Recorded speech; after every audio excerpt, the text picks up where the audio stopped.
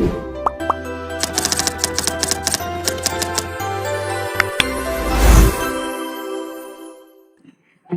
yang disampaikan di video kali ini yaitu pengertian cerita sejarah, jenis teks cerita sejarah, struktur teks cerita sejarah, dan kaidah kebahasaan teks sejarah. Yang pertama, pengertian sejarah. Cerita sejarah dapat dijelaskan sebagai karangan atau cerita yang menyajikan suatu peristiwa atau kejadian serta bagaimana peristiwa itu berlangsung berdasarkan urutan waktu. Berdasarkan peristiwa, cerita sejarah dapat diidentifikasikan menjadi dua, yaitu cerita sejarah yang benar-benar terjadi, yang kedua cerita sejarah yang berupa khayalan seperti cerpen, novel, dan sejenisnya. Yang selanjutnya ada berdasarkan tujuan. Cerita sejarah dapat diidentifikasikan menjadi dua, yaitu cerita sejarah ekspositoris dan cerita sejarah sugestif. Selanjutnya ada struktur teks sejarah. Yang pertama ada orientasi. Orientasi adalah bagian menunjukkan awal kejadian cerita atau latar belakang terjadinya peristiwa, penjelasan awal cerita, pembukuan cerita dengan pengenalan tokoh, situasi, dan pengantar cerita selanjutnya.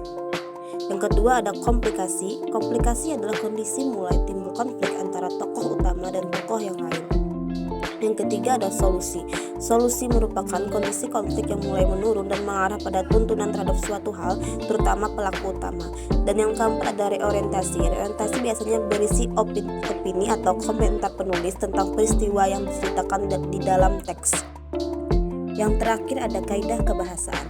Yang pertama menggunakan kata benda atau kata ganti tertentu, misalnya menyebutkan nama kota tertentu, tempat tertentu, objek tertentu, atau menunjukkan pada kata ganti kata tertentu.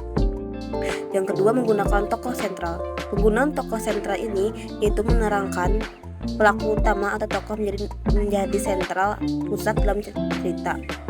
Yang ketiga menggunakan kata sifat, yaitu menjelaskan frasa nominal. Maksudnya adalah dalam kalimat tersebut terdapat kata sifat yang menjelaskan gabungan kata frasa yang inti di dalamnya berupa kata benda nomina. Yang keempat menggunakan kata hubung atau konjuksi. Konjuksi yang digunakan dapat berupa kata yang menyatakan keterangan waktu, pada, ketika, suatu hari, sementara, kemudian, setelah itu. Keterangan tempat yaitu di, ke, dan dari. Keterangan tujuan, untuk, dan kepada, dan sebagainya. Yang kelima ada menggunakan kata yang menggambarkan kejadian masa lampau. Maksudnya adalah menggunakan kata-kata tertentu sebagai petunjuk waktu lampau. Yang terakhir yaitu menggunakan frasa atau verbal. Frasa ini digunakan untuk menunjukkan lokasi kejadian atau peristiwa. Sekian pembahasan cerita teks sejarah dari saya. Kurang dan lebihnya saya mohon maaf dan terima kasih.